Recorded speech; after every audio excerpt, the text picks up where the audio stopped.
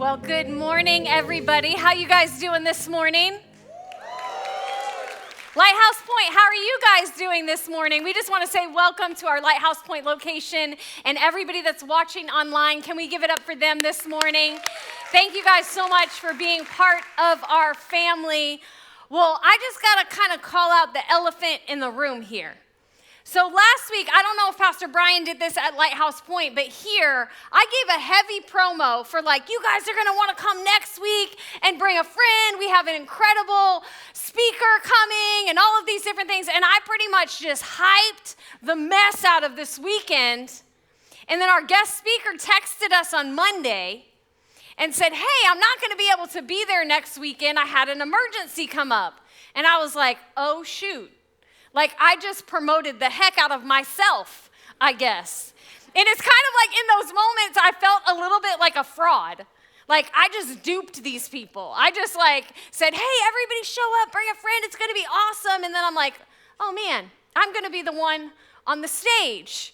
And so, hey, I believe that was the plan from the very beginning, that God has a word and he has a reason that he wanted me to communicate today, and so I believe I have something special for you guys, but I don't know if you guys have ever felt similar to that. You've hyped something up and then you're like, oh man, wasn't as good as I thought it was going to be, or I feel like I led this person in the wrong direction, or I kind of feel like a fraud. If these people only knew that I'm not that secure, that I have in me, then they wouldn't trust me with these things or with this.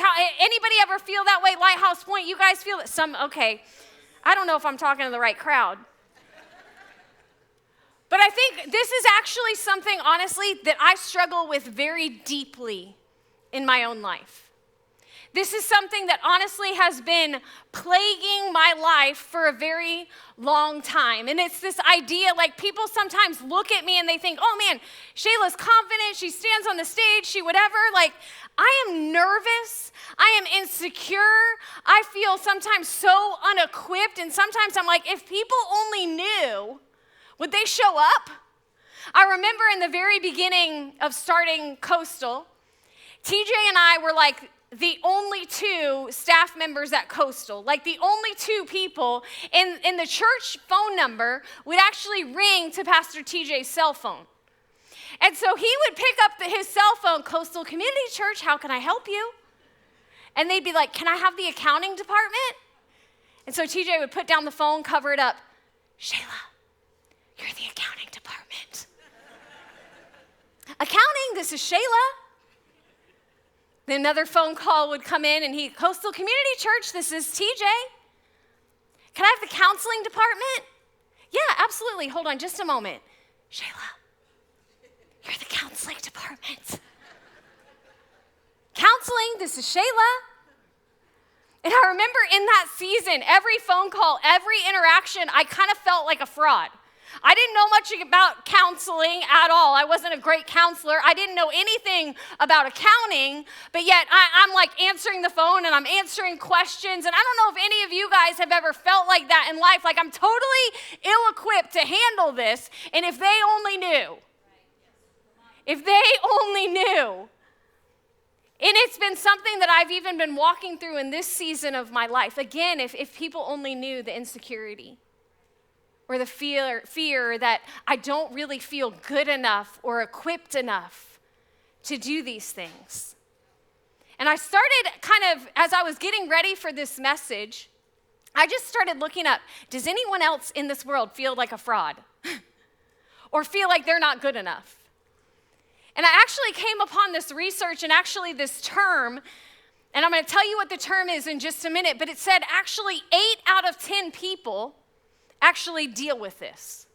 So 8 out of every 10 people that are sitting in this room, the majority of us, are dealing with this thing that I'm going to talk to you about.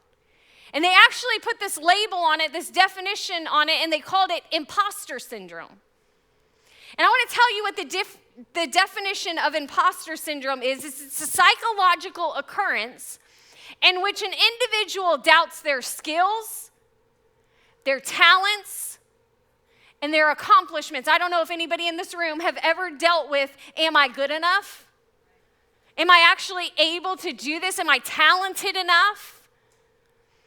and has persistently internalized the fear of being exposed as a fraud.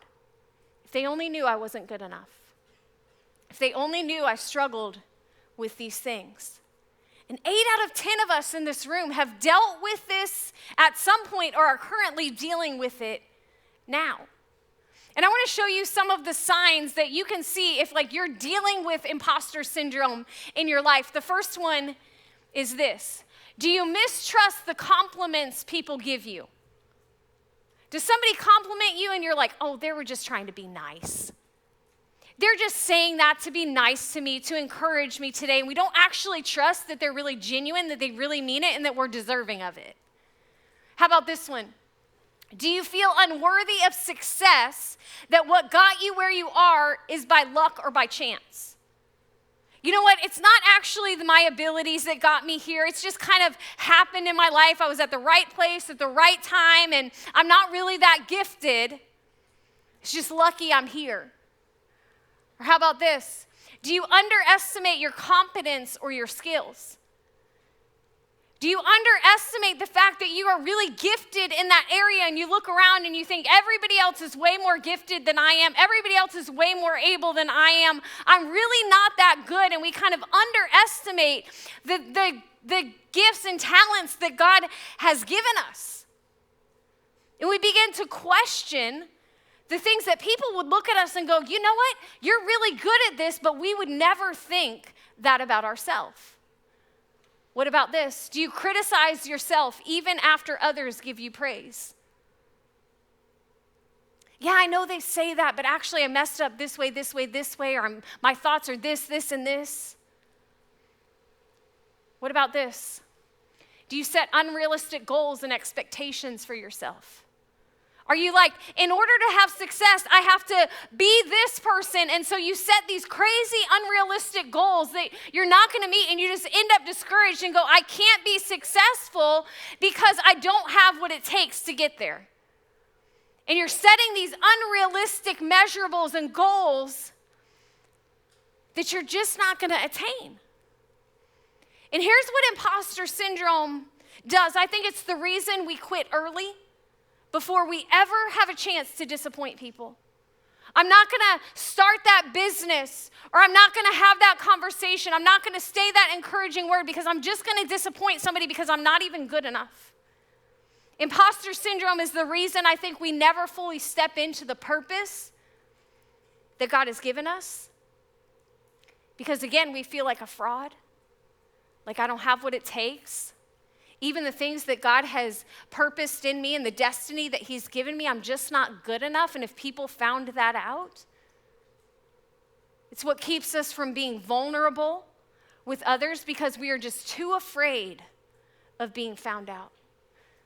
If I'm vulnerable with that person, they'll know I struggle in this area of my life and they're just going to leave me. They're going to find out that I'm not who they think I am. And I think imposter syndrome, it kind of hides in the shadows of our insecurity, shaming us with lies about our inadequacy. And it begins to tell us you're not good enough, you're not capable. Those gifts, talents, abilities that God has given us, those aren't good enough. And I think so many of us struggle with this from time to time, and we are totally unaware that the person sitting right next to us, your coworker, your pastor, the athlete, the student, the leader, the CEO, the mom, they're feeling the exact same way that you do. Do I have what it takes? Am I good enough? Will people really find out that I'm not as confident as they think I am? And sometimes these things are present in our life because of what other people have said to us. But for so many times, it's because of what we've said to ourselves. It's what's happening between our ears. It's what's happening in our mind that is continually giving us these defeating thoughts. And I think the enemy's greatest tactic is to get us to question what God has called us to. to get us to question the gifts, the talents, the abilities that he's placed in our life. And his greatest attack on our world today is our identity and truly living the identity and the purpose that God has called us to. And I think he would want us to believe all of these feelings and all of these things that are going on in our mind. He would want us to buy into the feelings over the facts of who God has created us to be. And he begins to plant fear and doubt that cause us to live in this place of insecurity, of living in this place where we feel like a fraud instead of stepping into the purpose and the destiny that he has designed for us to live. You know, there's a story in the Bible that I want to talk to you guys out of today. And it's actually the story of David and Goliath. And so many people, if you've been around church at all, you've heard the story of David and Goliath.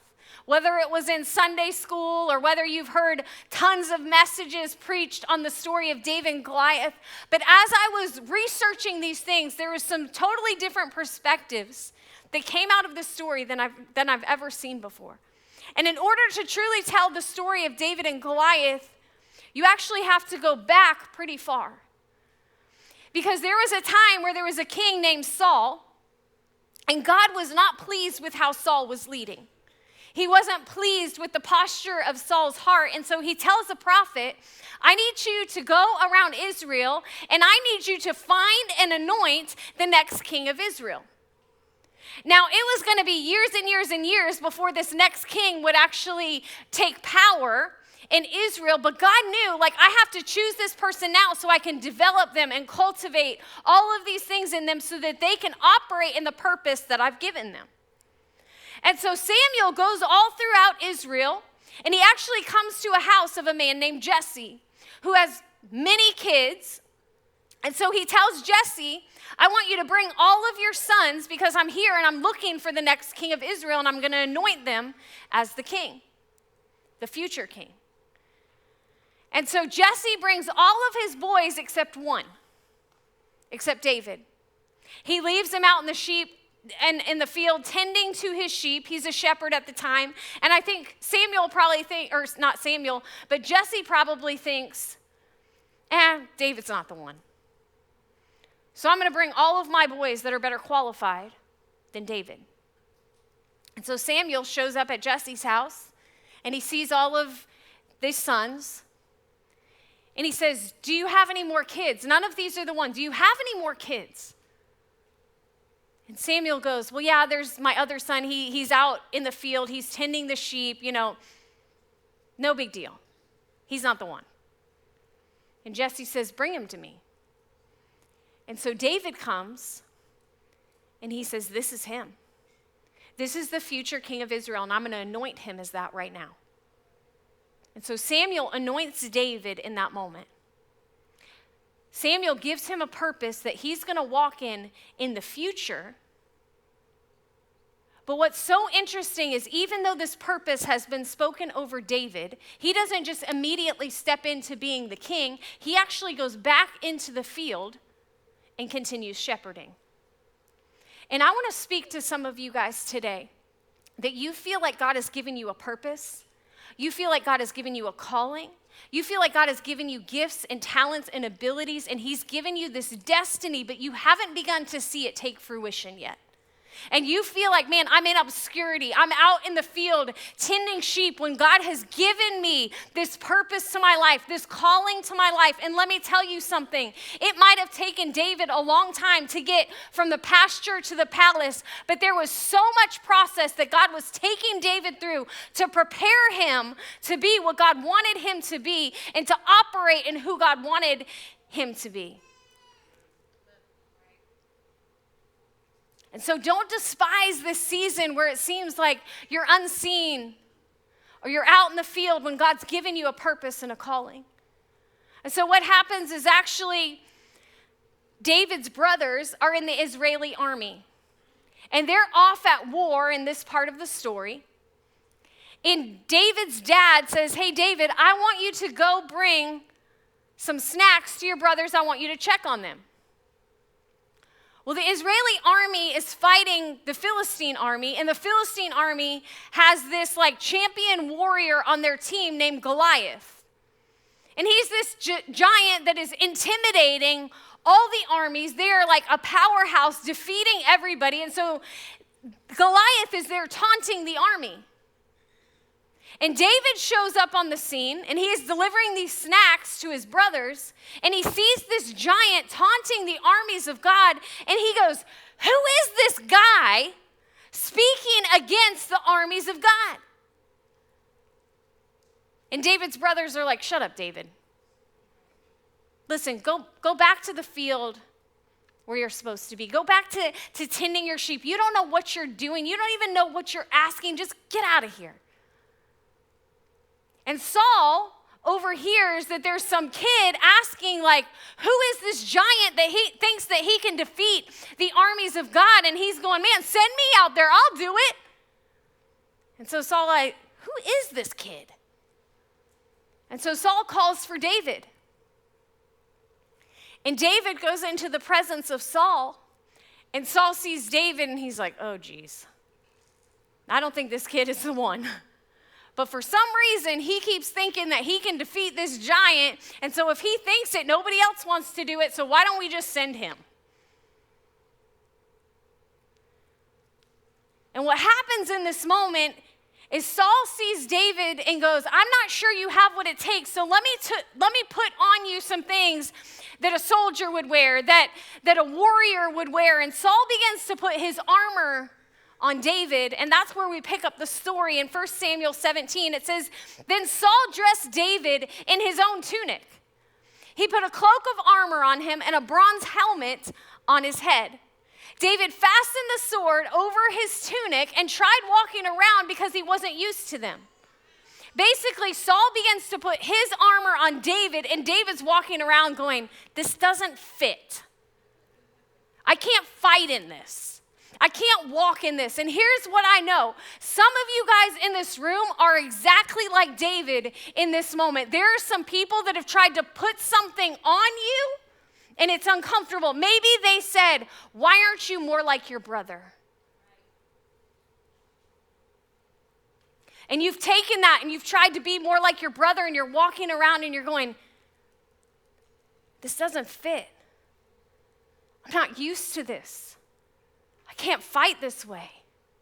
Or maybe some of you guys, we live in a culture that so celebrates social media and looking a certain way and acting a certain way. And we begin to scroll through social media and we see how successful all of these people are. And we think, well, if I just do what they do, then maybe I'll be successful. And it's not actually who we are. We're just imitating somebody else. And we're putting on ourselves something that doesn't fit us.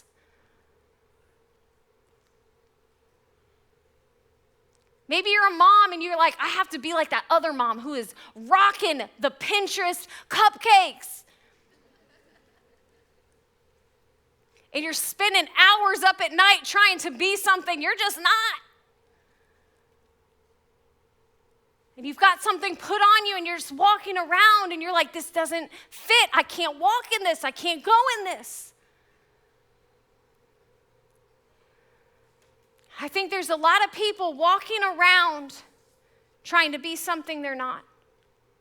Or they're minimizing the things that God has called them to do because of fear or doubt of what other people will say, or it's not how I've seen it happen in this person, and so I don't move forward in that. And we've bought into this lie that in order to be a success or in order to accomplish the things that God wants to accomplish in us and through us, I have to be like so-and-so. Or I have to do it this way. And we're beginning, sometimes it's people putting those things on us, and sometimes it's us putting it on ourselves. And I love what David does in this moment, because honestly, I don't think David is somebody that actually dealt with imposter syndrome. David was somebody that was extremely confident. But what David does in this moment, I think, can set a lot of us free from the things that we're dealing with and the heaviness of trying to be something that we're not, or trying to imitate something that we've seen in our culture or how success we've seen in other people. And I think what David does in this moment can bring freedom to so many of our lives. And the first thing that he does is he breaks the silence. And you guys know what I mean. There's these silent thoughts that are rolling around in our head, and they're holding us captive.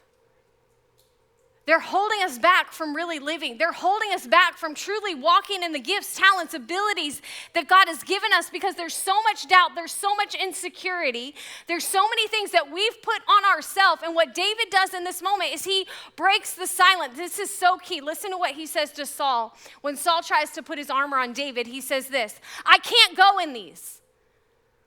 He said to Saul, "I am not used to them," so he took them off. And some of you guys, you need to declare, I can't go in this. I can't go in this negative mindset anymore. I can't go in trying to have success like this person had anymore. I can't go in this, and you need to begin to take it off. Take off what culture tells you is success. Take off what those people spoke over you that you can't walk around with anymore. You have to begin to break the silence. And I was thinking about this in my own life. I started asking myself, because I deal with so bad the thoughts that come into my head, the things that I put on myself, the things that I tell myself, you're not good enough, you're not capable, you're not educated enough, you have a high school education. Why do you think that you can do that? But here's what I started to ask myself, and I think what you need to ask yourself: who's in charge? The thinker or the thought? The thinker or the thought? Because a lot of us are allowing our thoughts to dictate everything in our life. Our thoughts that rehearse what the person said, or our thoughts that are rehearsing the things that say we are not good enough. And we have to begin to break the silence of those things and declare something different over our life. And like I said, this is something that I struggle. I get it. This is something that plagues me like nothing else. Like I constantly deal with the majority of our thoughts are negative thoughts. They're defeating thoughts. I remember a time when TJ called me on the phone, and he said, "Shayla, I just got off the phone with somebody. They're going to invite you to this round table." And he starts to tell me that this round table of about 10 to 15 people is going to be made up of some of the most leading, foremost leaders of our country, in the church world, in the business world. And they want you and your voice to be part of that. And I remember in that moment, my heart fell to my stomach. I was like, I can't do that. Who am I? I have nothing to say. I have nothing to offer. There's so many people that would be better suited for this than me. I can't go into that. Do they know that, I'm not educated and I don't have the ability to do those things? What am I going to bring to the table? And I remember that day, I was talking to my counselor, and I said to her, hey, I have this opportunity, and I'm not going to do it because I'm not the one. I can't go sit in that room with all these phenomenal leaders, and I have nothing to offer. They don't know that I have nothing to bring. And I remember her saying to me, Shayla, you need to begin to declare something different over this situation. And she said, let me just tell you something. If God gave you a seat at the table, then you were meant to be there. And some of you guys, you've been allowing the thoughts that have come into your head to define the opportunities that you take advantage of or the spaces that you run from. And it's time to begin to break the silence of what's happening in our mind, because here's what I know. As long as you are preoccupied with your inability rather than God's ability, you will live a life of fearful restraint. And that's what's happening for so many of us. We are living in fearful restraint because we're so focused on our inability rather than God's ability and the way that he's equipped us to walk in freedom and walk in the purposes that he's called us to. And here's what I know. The Bible tells us in 2 Corinthians, it says, we demolish every argument and every pretension that sets itself up against the knowledge of God. And I know that some of you guys, you have inside of you the knowledge of God, the wisdom of God, the word of God that is sitting in there that tells you that you are something different than what you're acting. Some of us, God has given us the ability to know that we have a purpose and a plan and we have gifts and talents, and you know those things. But we have to begin to demolish the lies. It says, take captive every thought and make it obedient to Christ. So what do you need to begin to declare over your life? How do you need to begin to break the silence that's happening in here? I put together this list of things because I think we all fall into this trap where we say, some of us get stuck and say, I can't figure it out. When God's saying, I will direct your steps, will you just go? And a lot of us are saying, it's impossible. And God's going, no. All things are possible through me. But we're sitting back, and some of you are saying, it's not worth it. And God goes, just do it. It will be worth it, I promise. If you step into that thing, if you begin to walk in your calling, if you say, I can't do it, God says, you can do all things. He says, I'm afraid. And God's saying, I have not given you a spirit of fear. And so many of us are listening to the negative things in our head. And see, God is not discouraging. God is not demeaning to your life. He's saying, listen, I've equipped you. I've enabled you. And I need you to get rid of the silence in your brain. I need you to declare who I've called you to be and who I've gifted you to be. And you need to walk forward in that freedom. We have got to break the silence. And then number 2, you have to embrace who you are. Who you are. I love what David does. After Saul tries to put his armor on him, David responds like this. He took it off and he said, he took his staff in his hand and he chose 5 smooth stones from the stream. He put them in the pouch of his shepherd's bag, and with his sling in his hand, he approached the Philistine. See, what David does in this moment is he embraces who God made him to be.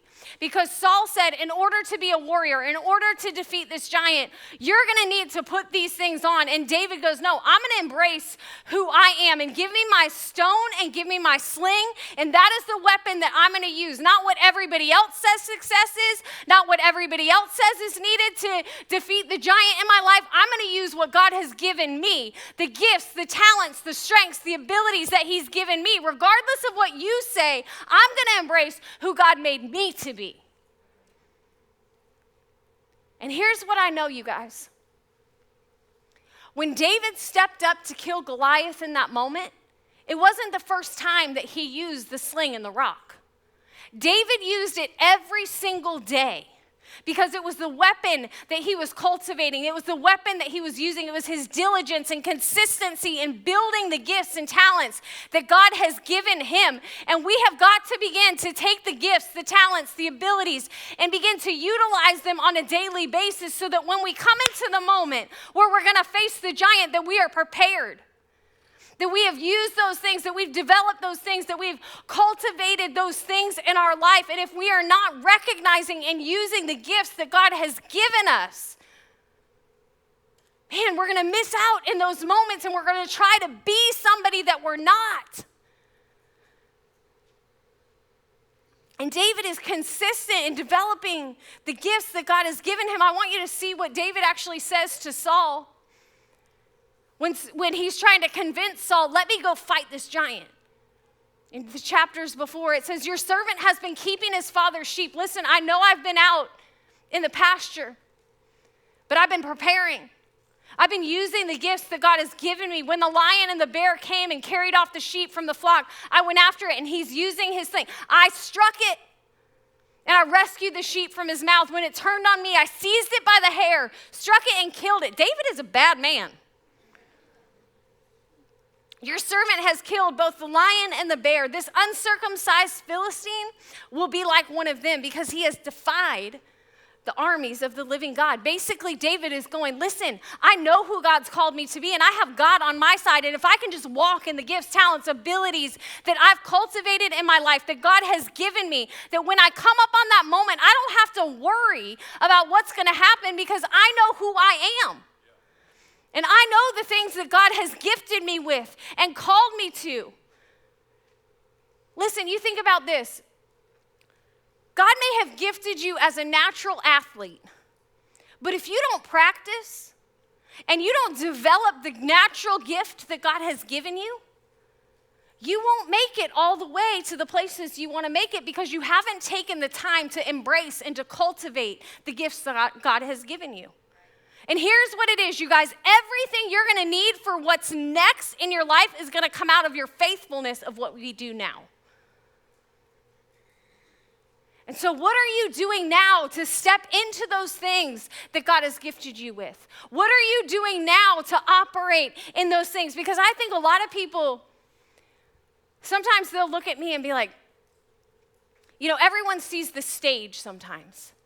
And we think the goal is the stage. And you can say the stage is whatever you think success is in life, whatever the ultimate goal is in your life. And we see people that are on the stage and we think, well, they're just naturally gifted in those things. So they get that platform or they get that opportunity. But the reality is, I didn't just show up on a stage.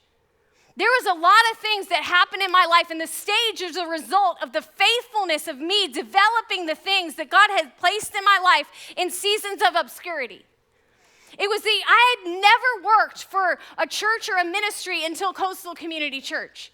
I spent years in the corporate world, years in places that it wasn't a ministry job, but I looked at it every day like ministry because there was gifts and talents that God had placed inside of me that I needed to cultivate in those seasons that would prepare me for the stage that God wanted to put me on. And some of you guys, it doesn't, so maybe you want to own that business.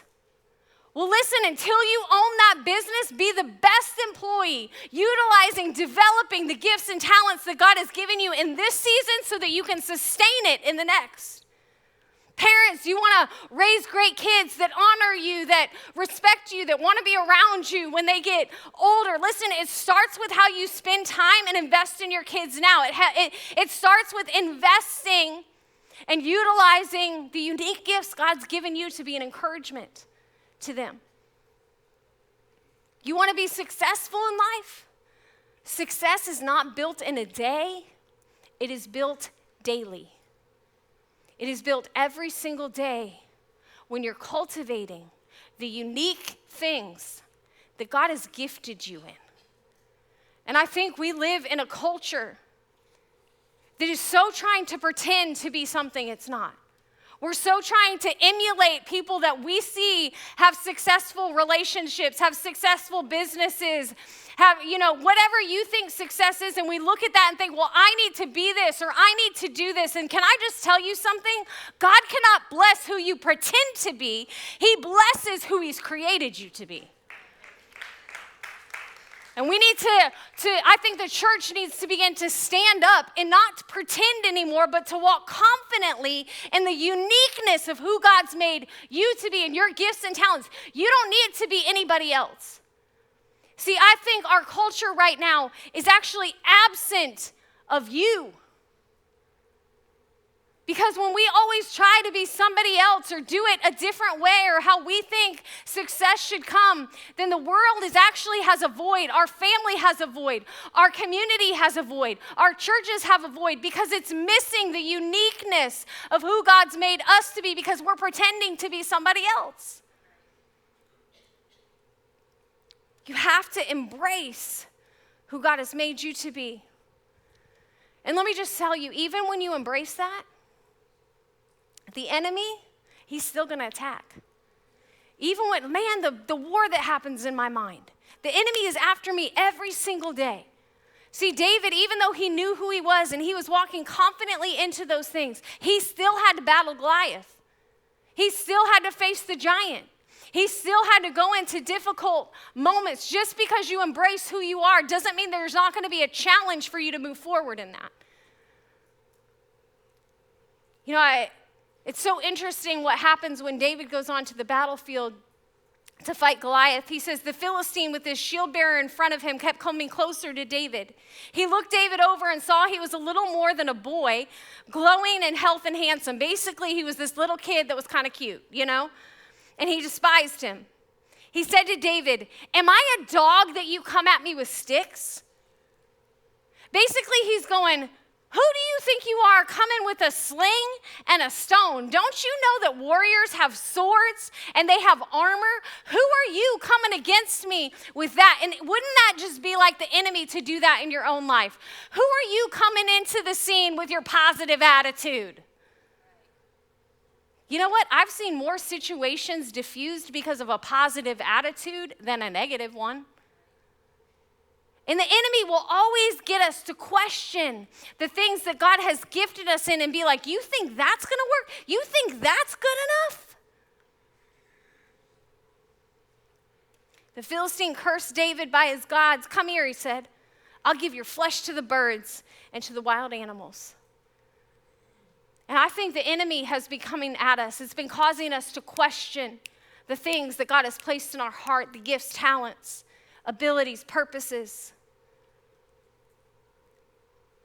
And I think we need to be a people that when we're faced with those moments, that instead of running, we actually move forward in faith. David says back to the Philistine, "You come against me with your sword, spear, and javelin," basically says, "You use the weapons of a warrior? I know what I got.